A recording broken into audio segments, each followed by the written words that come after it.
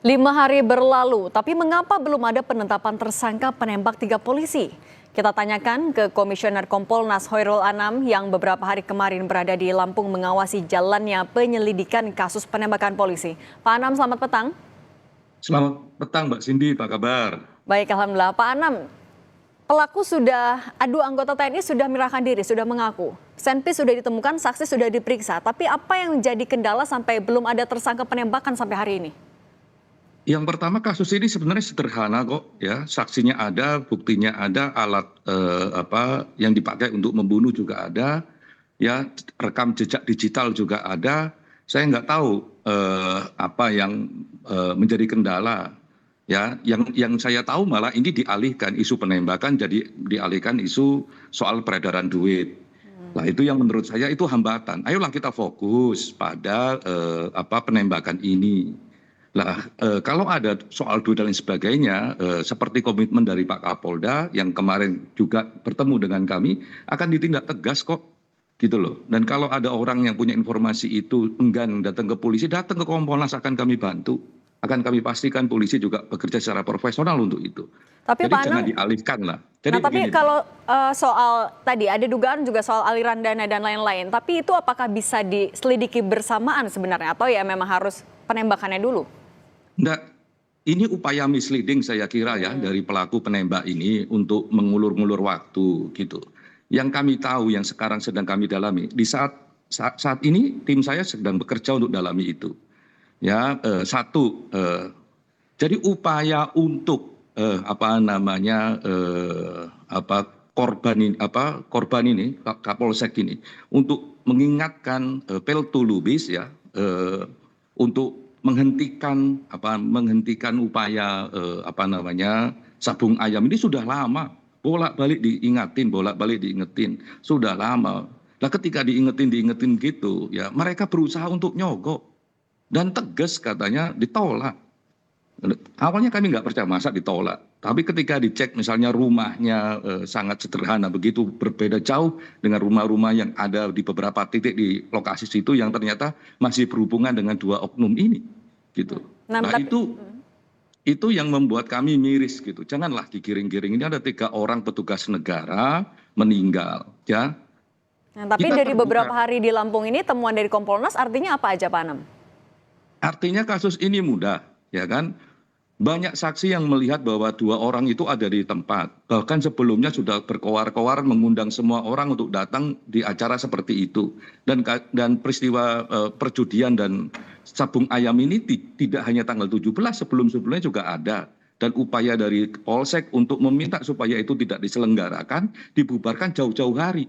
Jadi jangan di framing juga. Ini yang paling penting di framing, karena ini mau lebaran macam-macam, peningkatan setoran nggak ada. Wong ini sudah 3 bulan yang lalu juga diminta, 4 bulan yang lalu juga minta supaya bubar, tidak menyelenggarakan lagi. Nah, tekanan dari masyarakat juga gede. Makanya ketika ini diumumkan terbuka, ya kan, masyarakat juga minta supaya polisi menindak tegas. Yang turun bukan Polsek, tapi yang turun Polres bersama-sama Polsek Nah Pak Anam, membubarkan itu. kalau Anda tadi Gitu. meyakini sebenarnya ini adalah upaya misleading, tapi kan dilakukan investigasi gabungan juga, joint investigation. Apakah artinya ini akan bisa efektif juga untuk membuka kasusnya? Enggak, yang sederhana ini joint investigation atau informasi sepihak, gitu loh. Masalahnya begini, kalau itu dari pengakuan 2 pelaku itu, apakah disampaikan kepada tim joint ini, ada polisi, ada TNI, ataukah cuma sendirian kepada teman-teman POM? Nah, itu kan enggak fair. Kalau kayak begitu kan namanya bukan joint team. Kalau joint team itu ya bersama-sama. Satu. Yang kedua ya diukur, diuji. Kalau misalnya ngaku ngasih ini dan sebagainya, mana buktinya? Mana ada transaksi enggak, ada macam-macam enggak. Nah, kalau enggak, misalnya begini juga, mereka berupaya untuk nyuap misalnya ya, menyuap polsek yang enggak mau, ya itu penyuapan. Jadi bisa tidak hanya kena penembakan, tapi juga bisa kena penyuapan. Nah, Yang fakta yang terbukti, ditemukan oleh Kompolnas apa saja beberapa hari kemarin? yang jelas ya, banyak orang yang bisa melihat secara langsung siapa pelakunya dan membawa senjatanya apa, karakternya apa. Karena ternyata ya momen itu bukan gelap, bukan petang, tapi masih terang benderang walaupun jam 5 sore. karena kami punya videonya. Terang beneran, jadi kita melihat 10 jarak 10 meter juga iya. Nah, itu. Yang kedua, penembak ini memang mentarget Pak Polsek, mentarget petugas-petugas kepolisian yang lain. Karena memang dia berbeda, mereka petugas ini berbeda dengan peserta perjudian dan sabung ayam. Makanya mereka ditembak dengan jarak yang cukup dekat. Karena mereka ini sedang menghalau, petugas-petugas ini sedang menghalau orang yang keluar.